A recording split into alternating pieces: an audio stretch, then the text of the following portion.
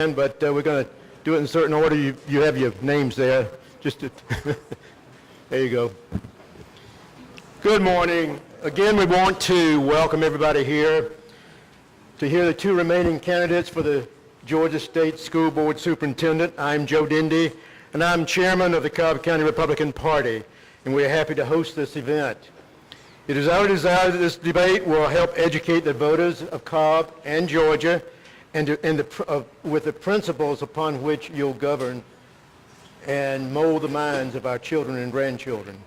We have made arrangements with Michael and Melissa Honeyke from Bartow County to videotape this. Plus we have other videotapes going here, and we have media in the room. We want to welcome all of you here and hope that y'all will help us get the word out. And the videotapes, the primary purpose of that is to be able to have it on the cobbgop.org, also on georgiapolitics.org, and other blogs. We will eventually, what we'll do initially is have a 1 hour clip on there, and then we're going to be breaking it down by the question. So if any of the news media want to use a specific question, it will be broken down that way for you. But let's try to get the word out to as many people as possible. I felt the importance of this race. That's why we went ahead and canceled everything else to bring these two people in. And we almost had to get the State Patrol to get Richard here from Commerce, but I was determined we were going to do this because it's so important. Instructions, we're going to have the questions. I'll be the moderator and ask the questions. Questions have come from a number of different sources. I've actually received over 175 questions from individuals, and so for the last 2 days I've been working through those, and up until about 1:30 this morning. Each of you will have 2 minutes to answer the questions. Again, hoping to give you a little bit more leeway on this as far as, so we're not giving you a 60-second answer, but you should be able to answer in 2 minutes. Our timekeeper is where? Oh, right here, okay. We have the 30-second yellow card and the stop red card. You may finish your sentence that you're in the middle of when the stop card goes up, but if you go beyond that, you'll hear the bell. And then the floor opens up after that. It's fair game to address your opponent's record and qualifications. However, any kind of personal attacks are not fair game. At the end, each of you will have 3 minutes. We're going to forego the opening statement so we can spend more time on the issues. But at the end, each of you will have a closing statement for 3 minutes, and we'll do it alphabetically with Mike being the first and Richard being the last. Okay. So let's get started. Gentlemen, for the record, would you tell us how your name will appear on the ballot, if that's correct, the name plaque on your podium, and how the audience can find your website? What's your web address? Go ahead.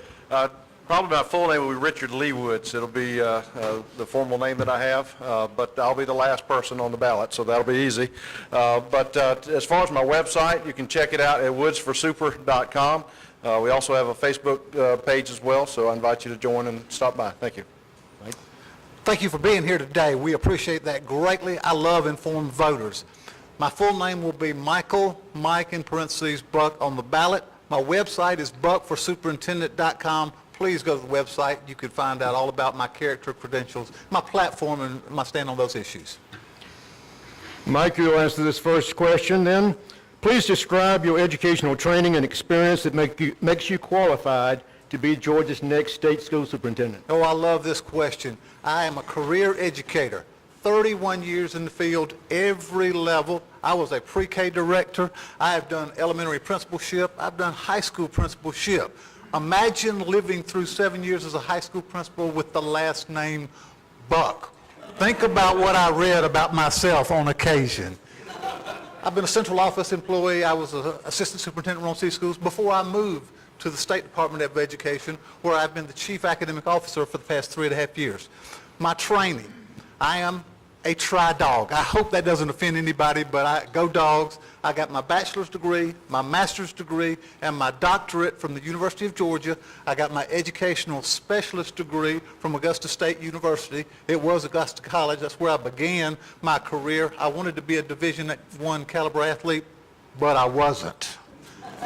So those are my qualifications for this race, 31 years of experience and the training that spans that time frame. Thank you.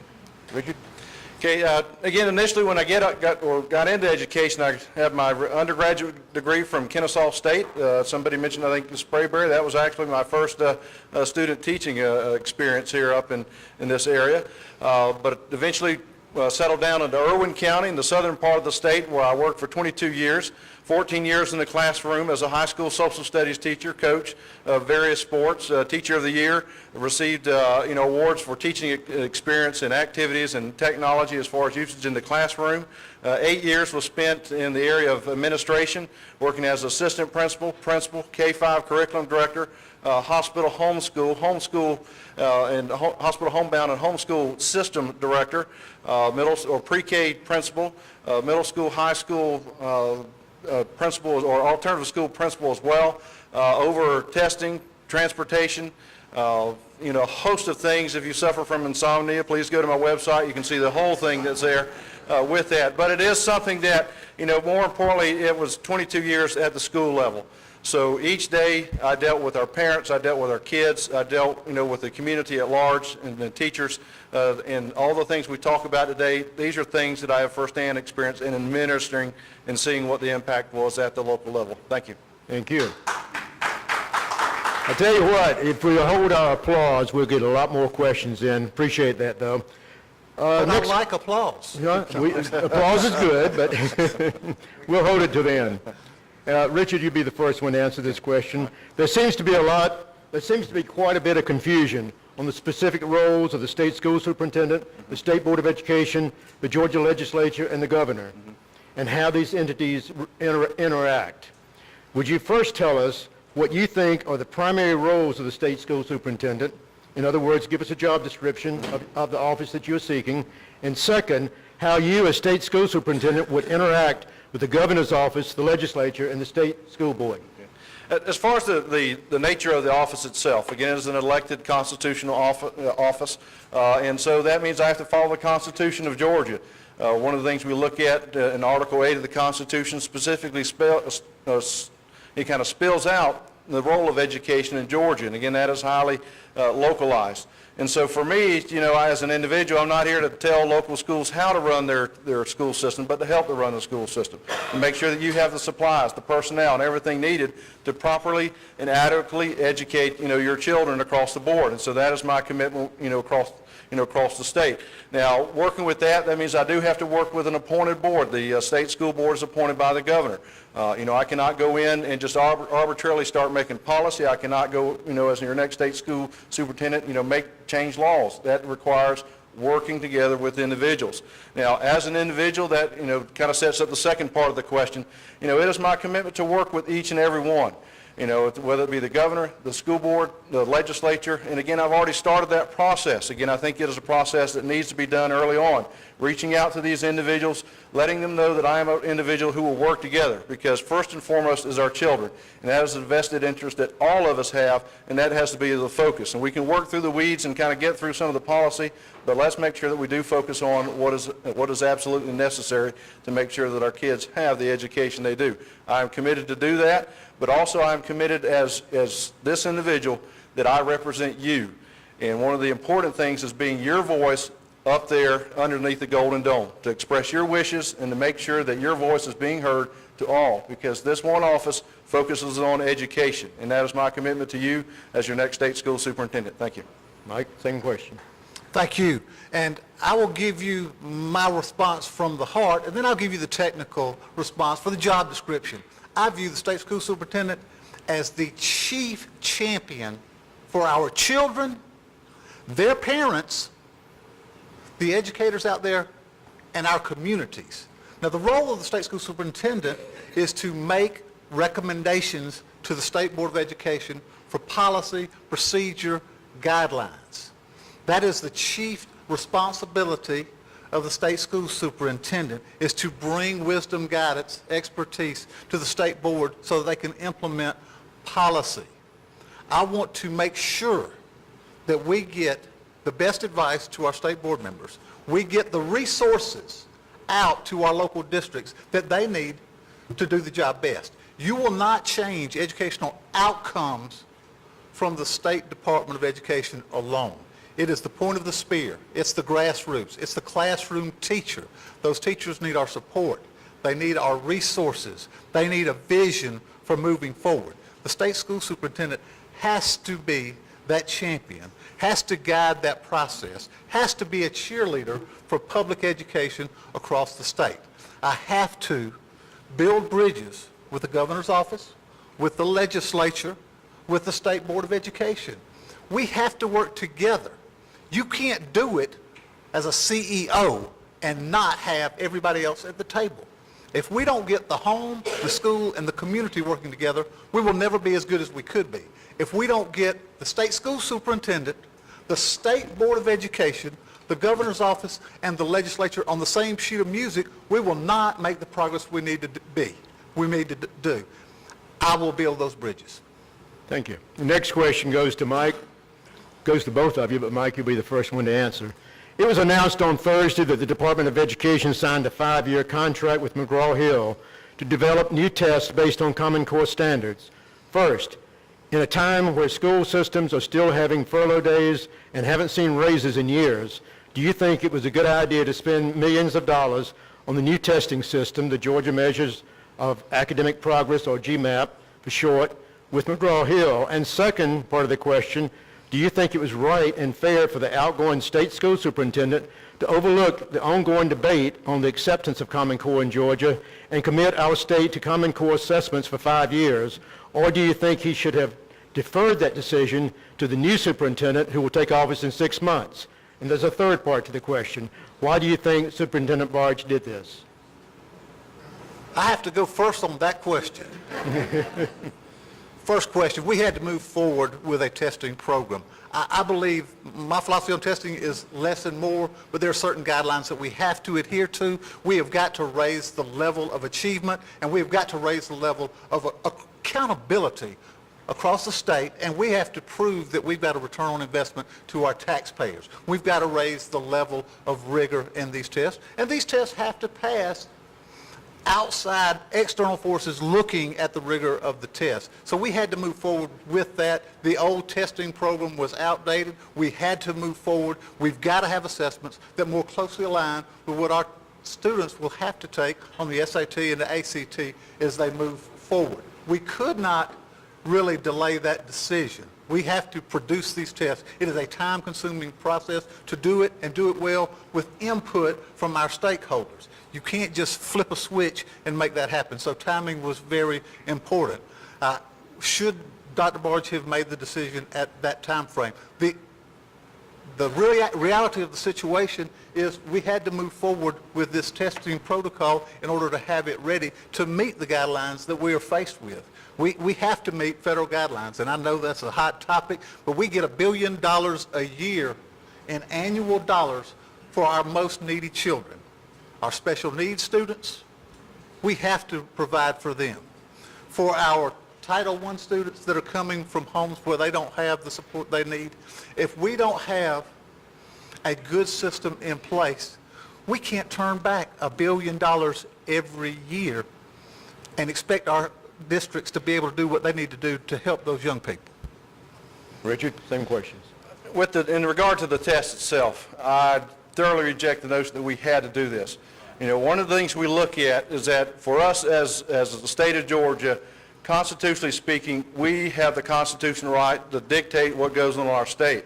Now, for me as an individual that works with testing and this nature, you know, when I look at what we are doing and the waste that we have seen, you know, this is an absolute waste. We had to first decide what we were actually going to teach our kids. The first thing, again, soundly, as you look at educational doctrine and data, you make sure that you look at what you are actually going to teach the kids first, you know, and then you begin to construct the test. And so I think we made a gross misstep there because it seemed that it was an act that, you know, definitely tries to do more in locking us into Common Core than continue on the debate. and I'm here to let you know that debate continues. And so I did think that was a very, bad error in judgment part on the DOE and Dr. Barge to continue that. Because not all money, federal money, is tied to the things that we're talking about there. There are Title I programs that go in there. And so we can work through that. The grant that we looked at, the Race to the Top grant, was independent money. We still rather, Title I money and things of that nature was not tied to that. So we need to look at that. Also, we need to look at the relationship we have with the federal government.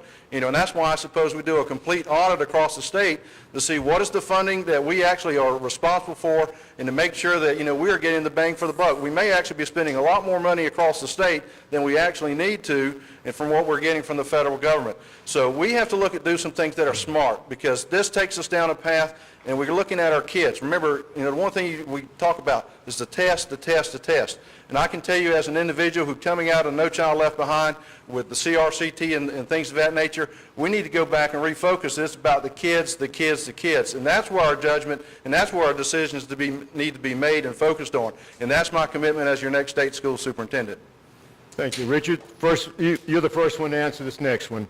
And quite honestly, of the 175 questions that I got and the research that I did, about 90% of those questions were on Common Core. So we are going to spend some time on Common Core this morning, along with other things. Next question, just really a point-blank question. Do you support Common Core standards?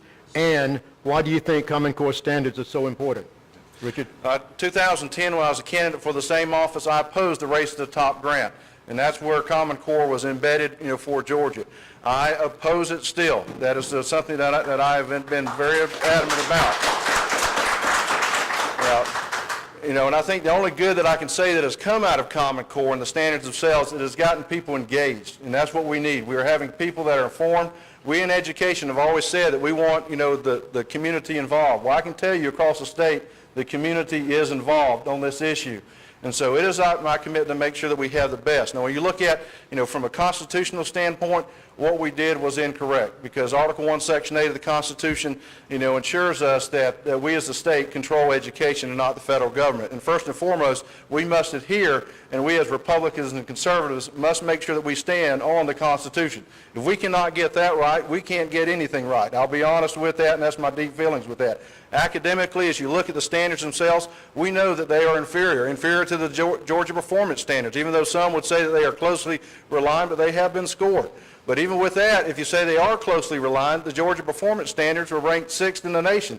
Now, I'm an old coach. Now, one thing I looked at is I never saw the teammates go around bragging that we're number 6, okay? We need to make sure that we're number 1. So that's the things we need to look at. We need to make sure that we offer our kids the very best that we have. And the standards we have and the Common Core standards, I can tell you from an academic standpoint, they do not meet us, where we need to be. We will not be number 1, and there's a reason it's called common for, in the terminology, because that's exactly what it is. But I believe us as a state, we are exceptional, and we as an American are definitely exceptional, and we want to be the best. Thank you. Mike? I'm on the record from the outset, from the day that I made the announcement to enter this race, that I strongly support our current standards for a wide variety of reasons that I can articulate. But I have also said my opinion is not the most important opinion. It is also the opinion of the governor's office, the legislature, the Georgia Chamber of Commerce and its affiliates, the PTA, and our military. All of those entities support the standards. The other group that strongly supports them? Those that are closest to the education of our children. 75% or so of our educators want us to stay the course with these standards.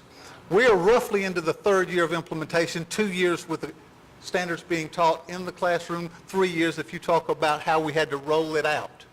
The teachers and the students do not need to have us rip up the standards and start new. The standards themselves are very good. The controversy has become the methodology, the instructional techniques that are used, and the resources, and those are all a local decision where local districts have complete autonomy in making those decisions. The last thing I will add to that, is that they're working. At the end of 2012, and some people laugh when I say this, we had all kind of positive results. SAT results went up. ACT results went up. Advanced placement results, where we're number 9 in the country, by the way, results went up. NAEP reading, NAEP math, NAEP science. While using essentially these standards, they all went in the right direction.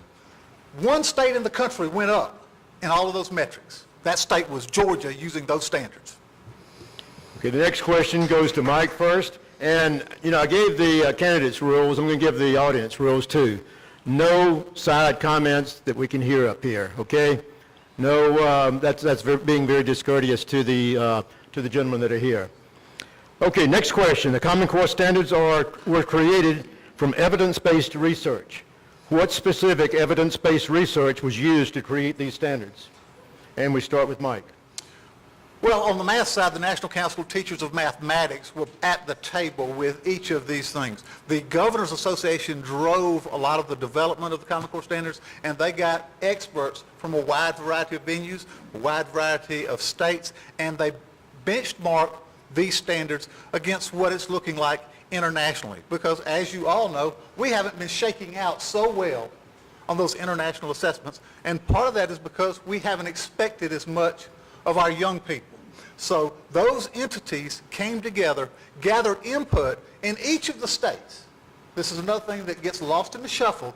Each of the states had ample opportunity to weigh in, to vet, to shape, to mold what we wound up with at the end of the day with those standards. So all of those experts and the individual states, we posted the standards at the State Board of Education, and for the record, they were before I got there, but everybody had the opportunity to weigh in, just as they will as we move forward. And I want to say, I got some time left, that I am open to continuously reviewing what we have in place and modifying as we need to make sure we get better. In regard to the accreditation process of the standards themselves, now you have two individuals that, in fact, as far as the accreditation board itself, you had two individuals, one for math, one for English language arts. Now these two individuals who had the deepest knowledge as far as the standards and specifically in their field did not sign off on these standards. So that lets you know something right off the bat, that individuals, and I think Ms. Stotsky of Massachusetts, who is definitely well known for her work in English language arts and has been vocal about this, that there are concerns there.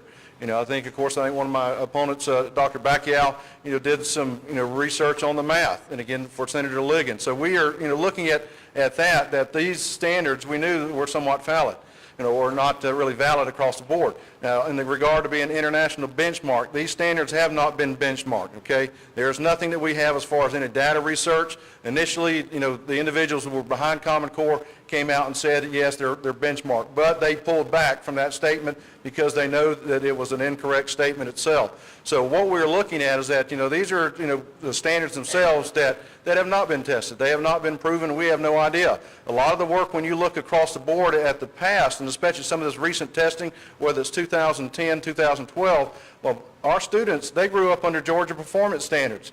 That reflects close to 13 years of these kids being taught with these standards, especially with the English language arts and math. So I think we need to look at what we have across the board, as far as what we're actually saying as benchmark standards and those that are true to the course. And so we're dealing with an unknown. We absolutely have no idea about these standards and their capability and how much they will actually, quote, help the child. But from what we've seen so far, even with the Brookings Institute, which recently came out with a study, and it showed minimal gain, and especially for states that are tied very directly to Common Core standards. Georgia is one of those states. Thank you. Thank you. Richard, you'll start with. The message Georgians are receiving in the media and from the State Department of Education is the importance of increasing workforce training. With regards to the Common Core Georgia Performance Standards, the path does not include algebra until the 9th grade or higher math above Algebra 2 by the end of the high school's academic career. How can Georgia expect to increase the STEM-ready students, STEM being science, technology, engineering, and mathematics, how can Georgia increase STEM-ready students if higher math expectations are not even included in the standards? Is Georgia only interested in creating a mid-level workforce, and do you think the Common Core standards are continuing to dumb down our children? And we'll start with Richard. Okay. The standard set, especially in the area of math, that's one of the things that has been kind of a high area. If you want to go to Georgia Tech and some of these higher, institutes of learning, you have to have that algebra at 8th grade so that you can continue on with that. So I think we have to have that flexibility as a state to do things that we know are right. Now, the Common Core standards themselves, if you look, I forget the individual's name, but as we look at this, the standards were basically, a blanket to say, okay, everybody would maybe be ready for a 2-year college, okay? That put everybody in that same boat. But that, for our higher educational kids, for the STEM learning kids, that's a disservice. So we have to have the flexibility to control that and make sure that at the local level, we can provide that for the kids. Now, as far as the math standards themselves, again, there are weaknesses in that. And again, one of the things we have done across the board within the past few years in Georgia, we have went through math 1, 2, 3, 4. Some of you may remember that, the integrated math that we have. And again, when Dr. Barge came in, we basically said you have a choice. You can do integrated or either do traditional math, at the local level. Well, there's no consistency there. And so we have to make sure that we are online, because math is something that is very, very important. Because if you do not have a foundation in math, you will not be able to succeed or have the opportunity to succeed across the board. And that means we need to make sure we get it right in the K-5 area. We have to have that foundation down there. Because I guarantee you that once you get to middle school and high school and beyond, those are things that we have to look at and make sure they have those skill sets. And one of the telling things that a lot of people don't mention, you look at how many kids are taking remedial math when they go to our technical schools, when they go to our 4-year colleges. That's unacceptable. If you graduate from high school in Georgia, you should not be taking remediation and higher learning. Okay, thank you. Mike? All right, we've got some of the highest graduation requirements in the country, including 4 maths, and that third math, the third math in that sequence must be at the advanced algebra, basically advanced algebra, algebra 2, trig, that level for our students to graduate. So by no means is that dumbing it down. Most states have lower graduation requirements than we do in the state of Georgia. As far as when young people can take Algebra 1, that is a local decision. They set up their sequence, their curriculum, the timing for when their young people are ready, prepared for Algebra 1. In some places, I know that's occurring at the 7th grade level. We don't dictate that from the State Department of Education. We know that we've got to do a better job with STEM. We all know that. At the Department of Education, we put a program in place to recognize with certification as a STEM school, our schools that are doing all the things they need to do in science and math to move the needle forward. When we built out the pathways, recognizing that we've got to connect business and industry and communities to not just K-12 education, but to the world of work, to technical college and the university system of Georgia, we made sure, as we built out over 200 new courses over the past 2 years, that we put steering committees together that were at least 50% plus one representatives from business and industry to make sure we're getting it right. Representatives from places like Delta, or how about UPS or FedEx for logistics? We took their input as we built out the standards that we're having in place to make sure that we are going to be a STEM-ready system for education. We're moving in that direction. We've got the right things in place, and I'm going to stop now because she's very polite with that list. But I could preach a sermon on this one. Okay. Next question. The GMAP, which is the Georgia Measures of Academic Progress, that's replaced in the CRCT, but it's no longer a multiple choice test that can be graded by a computer. Instead, humans have to grade these tests. According to teachers who have seen examples of these test questions, there are several ways a test question can be answered. How can a student results and teacher evaluations be based on such a subjective grading system? We start with Richard on that one. One of the things you look at testing, something I was very involved with at the local level. I can tell you, whether it's CRCT, whether it's GMAP, it's still an autopsy report, okay? It does not allow teachers to sit there and make a diagnostic test. It does not say, this is where the student started, this is where they end. To be honest, we test too much in our state. The best qualified person to address the testing needs and meet the needs of the child is the teacher. That's the way it was when I was growing up. When I was growing up, one of the things in the state of Georgia, we basically took one test. That was the Iowa. But that gave the teacher the time to create the test, sit down with the child, and evaluate that. When you go out into life, into real life and work, you don't send these, applications of this nature. It's very subjective. And so what one person says versus another person, is up to, kind of their total opinion. And so so I ask you, is that fair to our students? Is it fair to our teachers who their evaluation is based, or their performance will be largely based on, quote, the test? And this is incorrect. It's wrong. What we are doing is that, for me as an individual, I believe we should evaluate to educate. We are not doing that. Again, as I said, this is just another autopsy report. You look at the end of the year, push it off to the side, it collects dust. Thank you. Mike? I look at assessment much like I did student discipline when I was a high school principal. It needed to be firm, high standards. It needed to be fair, and it needed to be consistent. Those are the same things we're looking at in any accountability system. We want it to be high, rigorous standards.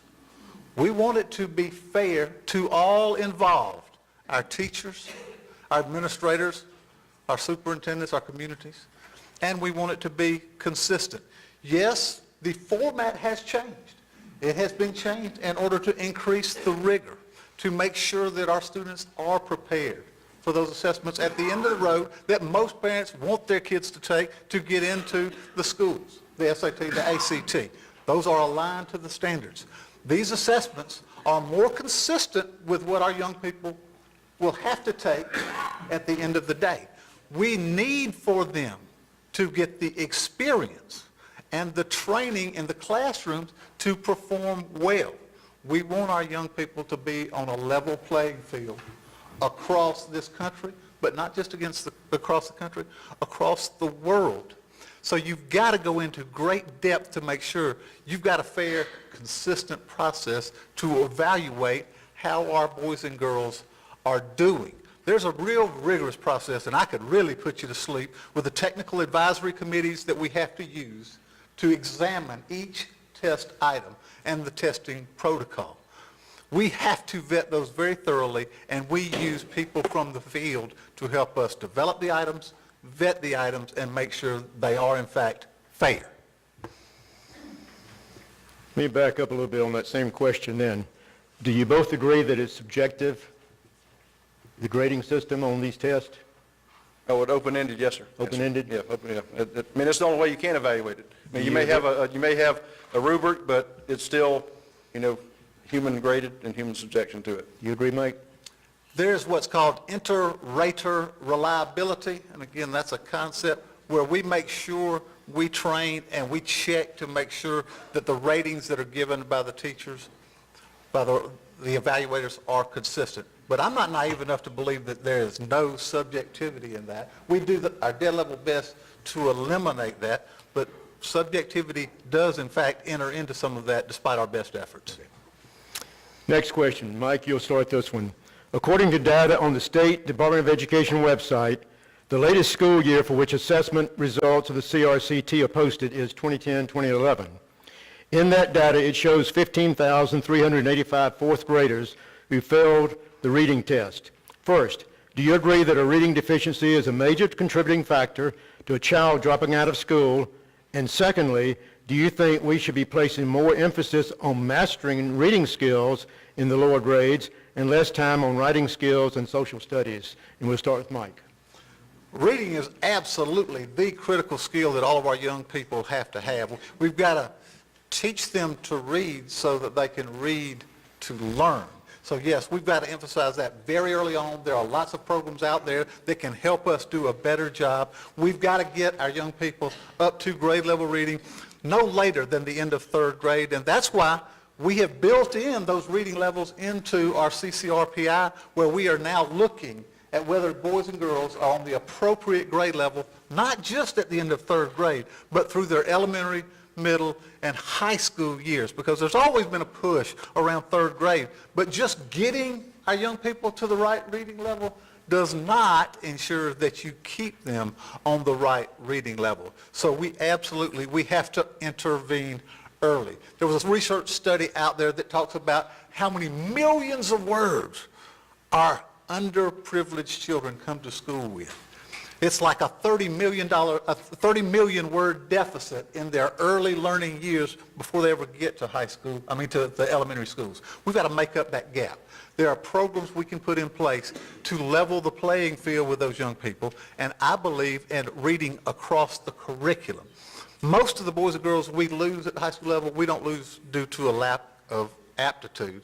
We lose them because they're bored out of their gourds. We've got to tie it all together. Yes, reading is vitally important. Yes, we've got to tie it together to make sure that our young people have that skill for all the content areas. Thank you. Again, literacy is something I've been a strong champion of. It's one of the things that I know growing up in a military family. When I had to travel from East Coast to West Coast, one of the things my mother did is she made sure that I had books in my house. And I shared with a group last night. I still have my entire collection of Dr. Seuss books that she raised me up with. And so it is important, because when people do move around, or either just have a basics of that, you have that foundation, because that foundation opens opportunity, not just in reading itself, but in math and science, social studies, in business. Business, wants to have individuals who can read the manuals that they expect, to be operational. And so, yes, we must make the commitment, at that young age, and especially in that K-3 area. That's where we really have to do the focus with. But we have to have the flexibility to, allow or give our teachers the flexibility to take the kids where they're at. When you look at standards, we should not be worried so much on grade, but are our kids obtaining the level of competency they need? Because what we find out is that in some kids where I live, we have a large population, of Hispanic that, they have no English whatsoever. They have no skills. And to say that they have to follow the same standards that we expect everyone to function at and be tested at is unrealistic. Our priority should be getting those children up, to reading and reading appropriately. And one of the things we can do, as we talked about, I think social studies was mentioned, when we have reading, guess what we read about? We read about American history. We incorporate that across the board. That way nobody is missing out. And also what we need to do is that we need to make sure, and one of the things I've looked at is to reach out to our families prior to getting into education.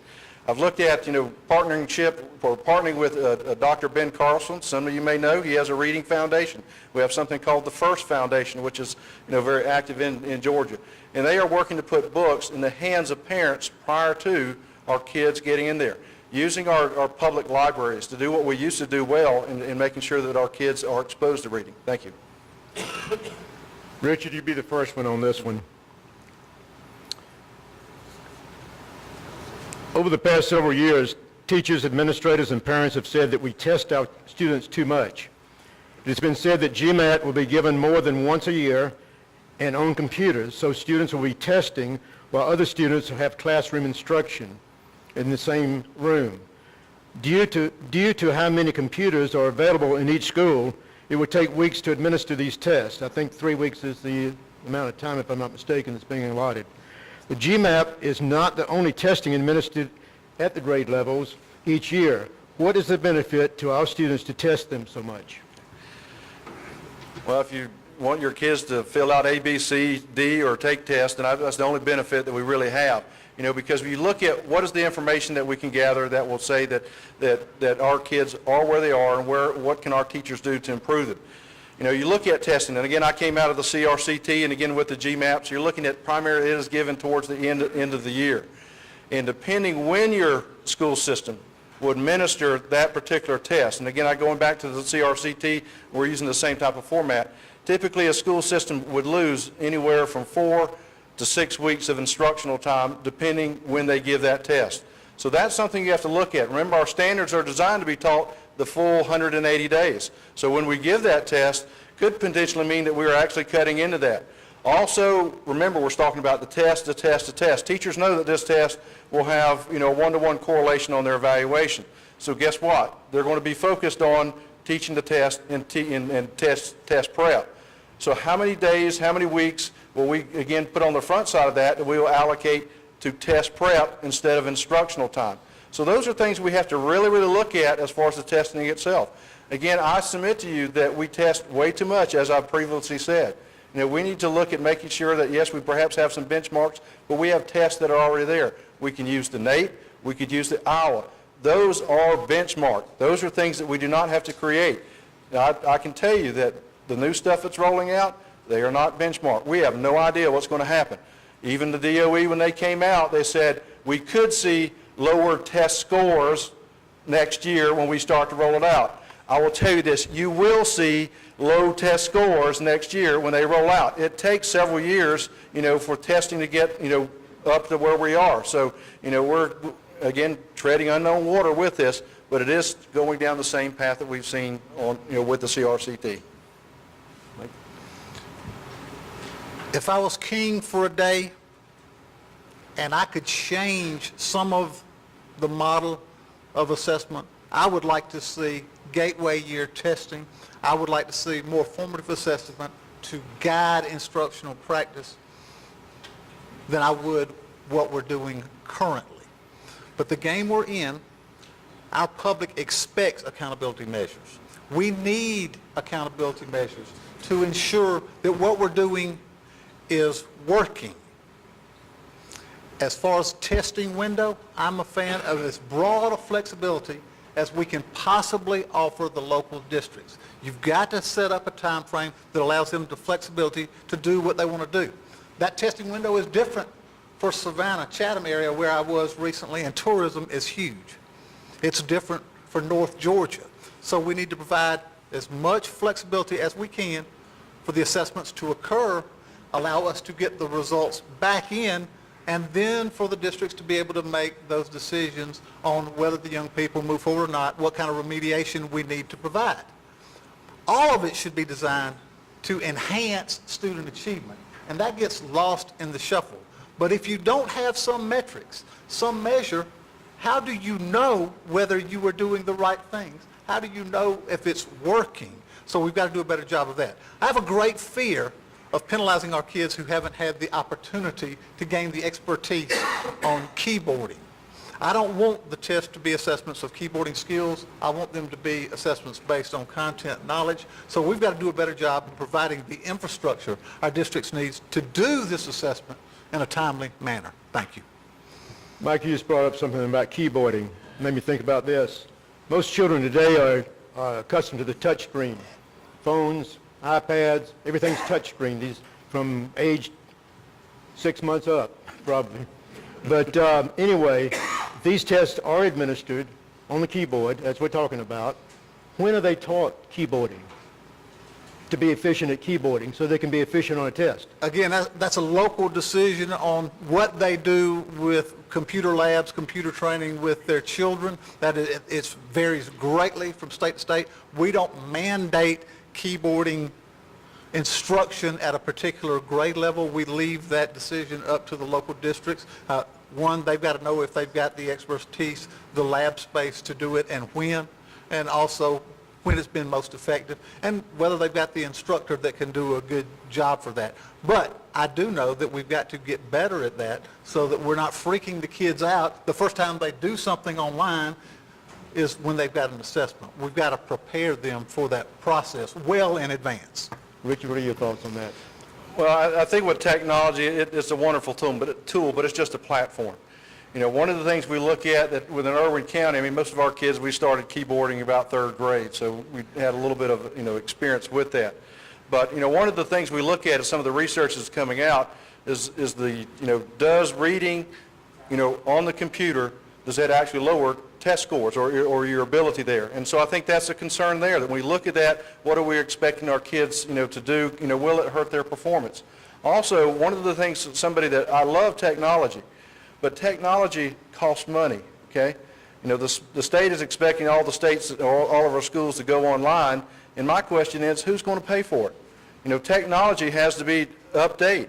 And, we cannot, push the bill down at the local levels. But also with testing, again, we're looking at the end of the year. You're looking at almost 180 days, and you're saying, okay, let's see what our child has learned. For me as an individual and a teacher, I want to make sure that I'm testing regularly on the front side so that I can make the corrections, early on. Because if I wait to the end of the year to find out what my child learned or didn't learn, I've basically lost a full year. And so we need to make sure that when we look at testing, while we're testing, to make sure it does benefit and make sure that it is sensible, and not only for the kids, but we need to make sure our teachers are trained with it. So many times as an educator, I've seen technology pop up in my classroom, but I never received any training. And so that's another part of the process that we have to make sure that the people who are in charge of the testing actually know what they're doing as well.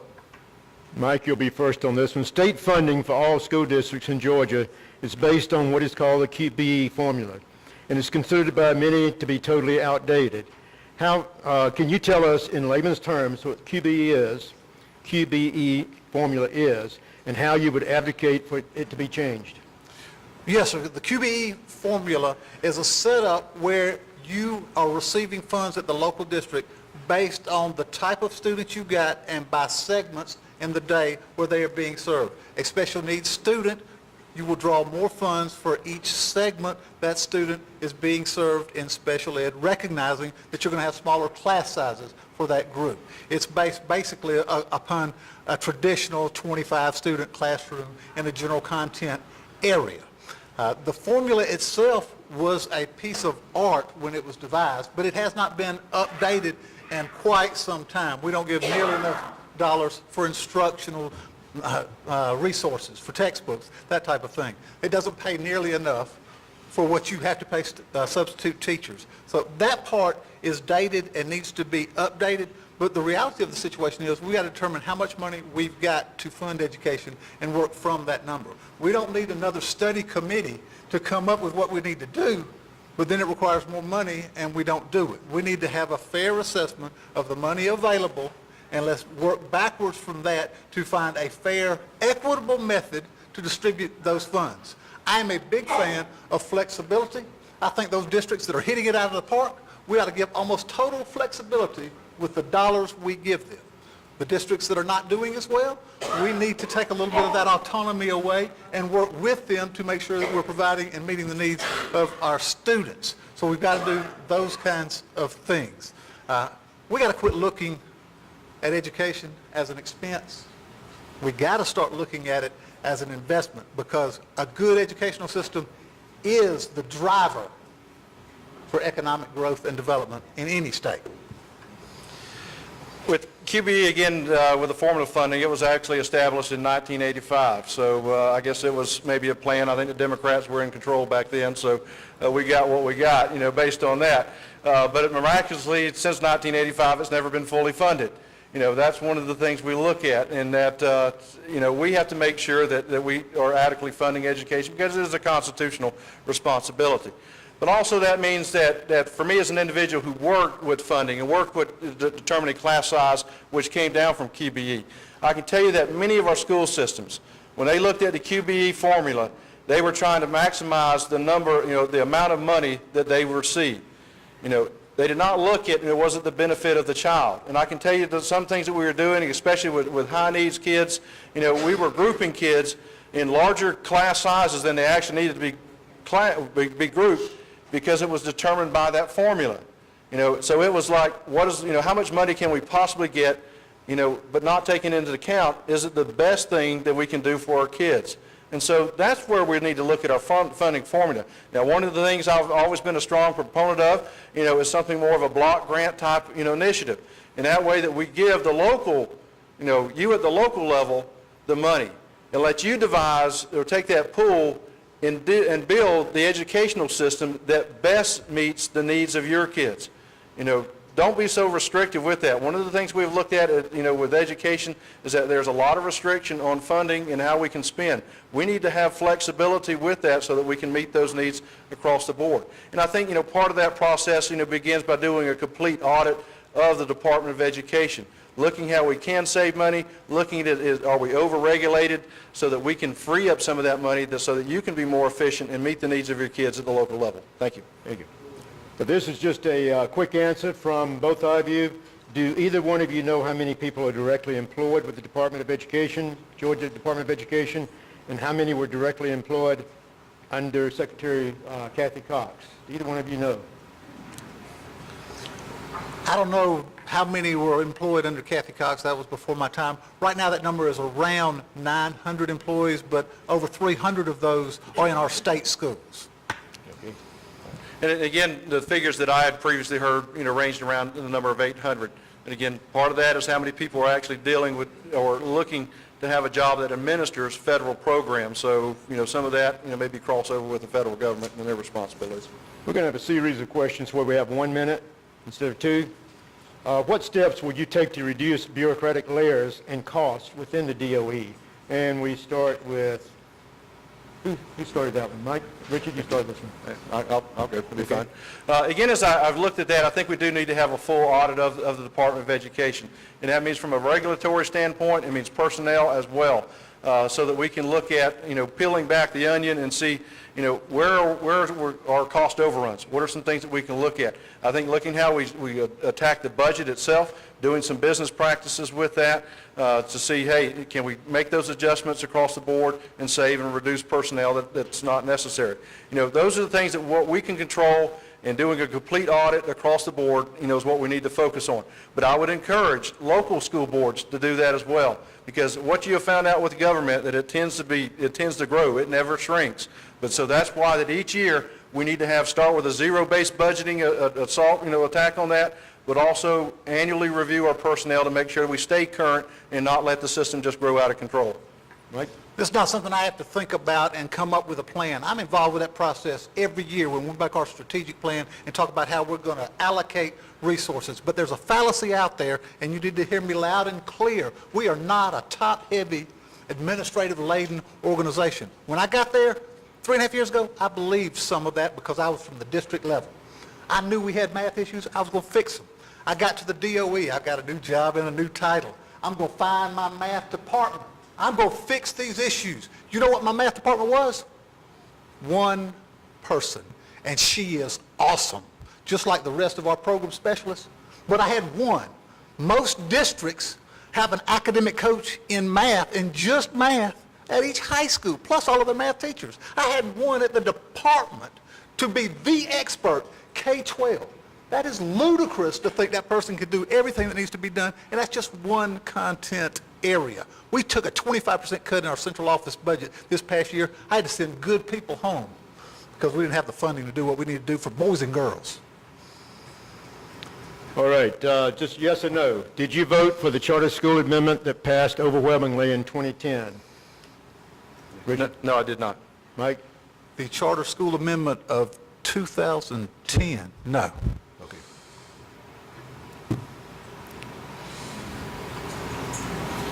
The right of parents to choose the best school for their child is a part of the Republican platform and has been supported by every GOP presidential candidate from Ronald Reagan to Mitt Romney. So, do you support the right of a parent to choose the best school for their child? And we'll start with Mike. Well, I've got 3 school-aged children. I've got twin girls that will be going into 5th grade in West End Elementary and Rome City Schools. Little man turned 8 this week. He's going into the 2nd grade. I absolutely believe in my right as a parent and every other parent's right to make the decision they feel is best for their child. I will fight to the death for parents to have that right. Now, as your state school superintendent, it's my job to make sure that public school is the choice for parents. But I certainly respect the right for them to make that choice, and I will do everything in my power to make sure public ed is the choice for parents across this great state. And by the way, it is for about 92% of our people. Richard? Again, being a strong person who is, who really loves homeschool and private school, we need to make sure that we protect that right. Now, as your next state school superintendent, one of the things, and again, as in 2010 when I ran, my commitment was to make sure that the government did not interfere or infringe on the autonomy of these 2 groups. they have to have that right of independence. And so we need to make sure that those parents that choose that route, that they have the complete autonomy they need to make sure that they make the right choices for their kids. Now, one of the things we look at with Common Core, and especially with the College Board, that private school and homeschool people saying, Richard, I'm afraid because now it looks like I may have to make a choice that I may have to adopt something I don't want to adopt. And so we need to make sure that we fight for the right of our parents to be autonomous and make sure that we do not be involved with data collecting across the board as well. To make sure that the only data that is exchanged between a school is between a school and a parent. So let's keep our rights and protect them and keep them local.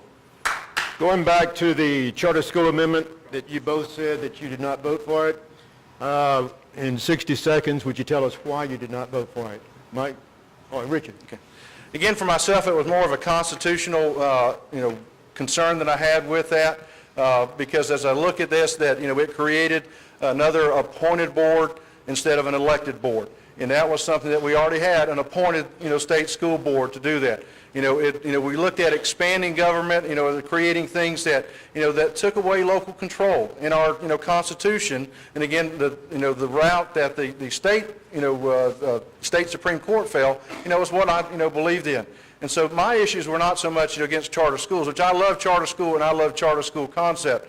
And, I think that local communities need to have the right to make those choices for their kids. But also as a constitutionalist, that's the first thing I look at. With any administration, with any policy or anything that's being proposed, my eyes look at the U.S. and the Georgia Constitution. Because, as I said, if we don't get that right, we don't get anything right. So that was my concern, and that's where I stood, not against the charter schools concept. Mike? Yeah, and I'm going to be fairly consistent with that. I don't have a thing in the world against charters. If there was a charter in my area that served the needs of my kids, that's where they'd be going to school.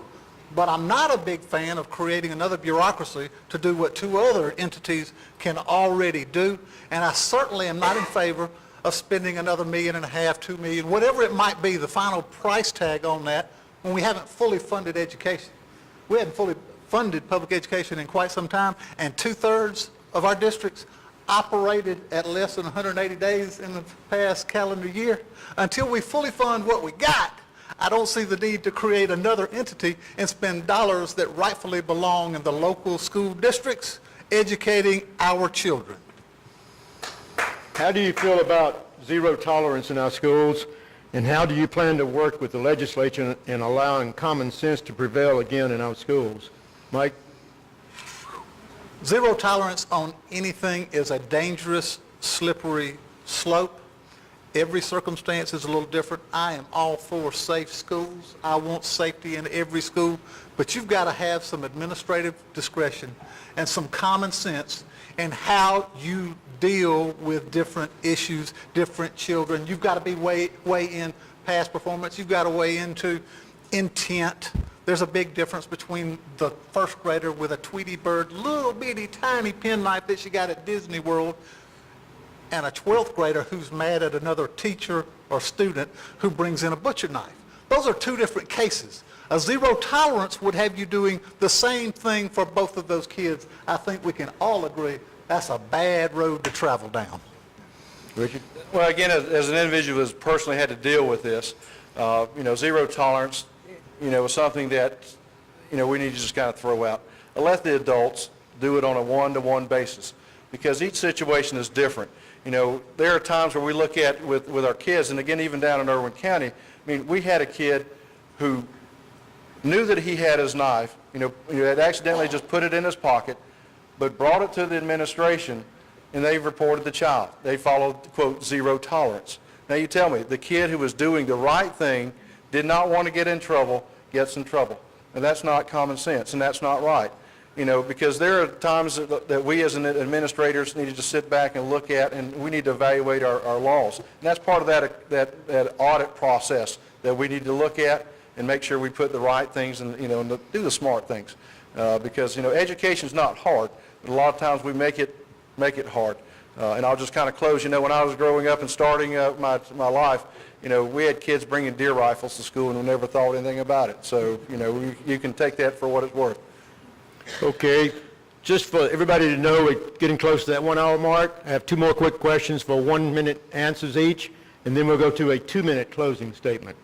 For next question, do you believe that schools should be gun-free zones, and do you believe that we should advertise it with a sign out front that we don't have any guns in here to protect ourselves? Mike? No, Richard can go first. Richard. No, I'll take it. I tell you, I've lived it. I was a high school assistant principal for 7 years. I was a high school principal for 7 years. And I don't want a whole lot of firepower in the building, right? I want to change the culture of our buildings. And there are a lot of things you could do to change the culture. I could go into great detail on how to change the culture of a building. But I'm a strong proponent of school resource officers. I think we need them in each of our high schools. I'd like to see them reach down to the middle schools again. That becomes a funding issue. But I'm a fan of school resource officers for a variety of reasons. They build relationships with the kids. Almost any bad thing that has happened in one of those schools out there, somebody knew about it. If you've got the right SRO, they develop a relationship with the kids, they find out about it in advance. SROs can get first responder training, so if a kid falls, breaks a leg, they know what to do in an emergency situation. The click of a button on their collar, they've got 911 coming in. I don't want to shoot out at the OK Corral in my school. And I think the situations that I've seen, that I've been personally dealing with, we can do it another way. And just quickly, do you believe that we should advertise the fact that it's a gun-free zone? No, I don't want to put a big sticker on there that bad guys come in. Richard? Again, with this issue itself, I think first you have to look at being on the front end. That means preventative. You know, you need to make sure the schools are designed to be as safe as possible and to limit, access, on the front end. And again, one of the things I face in Irwin County, we have a lot of old schools. And so they were designed, to be very open and easy access. So we need to look at, that on the front end. Now, I think as far as looking at, guns and gun-free zones and with you, you need to decide that on the local level. You know what you're comfortable with. Again, as I said, I'm not here to tell you how to run your school systems, but I'm here to help you with that. Now, for myself as a personal individual, as an administrator, and people have asked me, Richard, would you have carried a gun? I said, absolutely. If it meant protecting my staff, if it meant protecting my students, you bet. I would have done everything that I could have to make sure they were protected. But also, being somebody that's been raised around guns, you have to make sure you have a high degree of training with that. It is not something that you can just take for loud. Like I said, Barney Fife had a gun, okay? But that did not make me feel safe. So you need to make sure that you have that training that goes with it. Barney only had one bullet, though. Yeah. But he had one bullet. Right, okay? right. But it wasn't in the gun. It wasn't in the chamber. Okay, final question, then we move on to the closing statements. Do you believe in education money following the child? And if so, how would you increase the opportunities for education money to follow that child? Richard? Well, I think, typically what you look at in education, within public education, for the most part, the money does actually follow the child. We have two accounts, what we call the FTE, and that allows us to look at our school numbers and things across the board, because it does allow us to actually project the personnel needs that we will need. So there is, you have to have some accountability with being business on the front end so that you know what your needs are, and so that you can go throughout a calendar year with the appropriate personnel with that. Now, if you're looking at expanding that, are you talking about whether it would be vouchers, whether it be some type of homeschool, private school, then I think you need to look at some things across the board as far as does that money come with strings attached? As I said, our homeschool, private school, they need to be autonomous. And if this money is coming from any government entity, there is the possibility that it may come with government strings. So you have to be very, mindful of that. We have to make sure that we can fiscally, afford anything that's around the board, and also that make sure that we do actually fund our public school systems as well. Thank you. Yeah, essentially our system does allow the money to follow the child. That's how that whole formula is designed, not only where that child goes, but what segments he's being served in within public education. So I'm a fan of that, and the structure works well. And many of our districts actually have pretty flexible guidelines for people going from one district to another, and how we do that. I'm not, however, in favor of money following the child to a for-profit entity out there that has no accountability, no guidelines, and they don't have to play by the same rules as our public schools do. So that's where I would draw the line. But in general, the money following the child, I'm a fan. Mike, would you give us your closing statement, 2 minutes? Absolutely. You know, I'm a parent, and not too long ago, they were going to enter public education for the very first time. I became the rah-rah speaker for our district because I was expected to kind of get everybody fired up when we started a new school year. Well, that year, it really hit me. I had trouble sleeping because I was turning my kids, my babies, over to public education, and I discovered there were three things that I wanted, and I'm not much different from any other parent. I want my children to be safe every day. When I drop them off at West End Elementary, I want to pick them up at the end of the day in at least as good a condition as I dropped them off. I want to know when I drop my child off, she's going to get a first-class education. And the third thing I want to know is the adults that I entrust my children with are going to love them and treat them as they would their own children. If we get those three things in every classroom, in every school, great things will happen, whatever the curriculum might be. I want to be a champion for our kids. My heart is in it. I love educated voters. You know, I believe in results over rhetoric. Mr. Wood's a great speaker. I think I'm pretty decent. But this isn't the way to make the decision. You need to check out past performance. The single best predictor of future success is past performance. A lot of people can talk about what they will do, what they think they can do when they get there. I can talk about what I've done. I've got the experience. I'm the only candidate in the race that can hit the door day one. Imagine how easy it would be for me, the transition planning. I will use the lessons I've learned, and I've learned a lot in 3.5 years. I was naive when I got to the Department of Education about how important those bridges were between superintendent, board, legislature, and governor. I've learned those lessons. I can hit the ground running day one. Thank you. Richard? Again, I thank each of you for coming out today and spending the time, to become informed. And again, I encourage you to continue the process. But as your next state school superintendent, there are certain realities that we have to live with. And again, I try to address that with my platform. First of all, we have to be focused on the kids. At the end of the day, if we fail them, we have failed education in general. And so we need to look at whatever decision we make, is it having a positive or negative impact on education?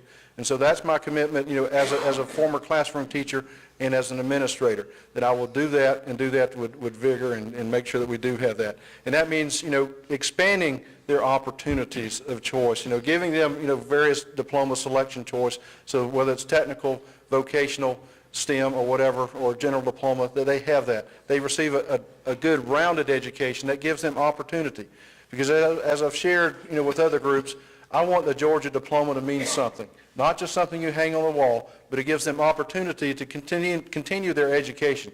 It'll give them opportunity to be individuals who are, have gainful employment, one day become business leaders and owners across the board, but also to live successfully within our country as well. That we do things that we far as, providing them that foundation. Again, I told you about reading, writing, and arithmetic. That's, something that will be critical.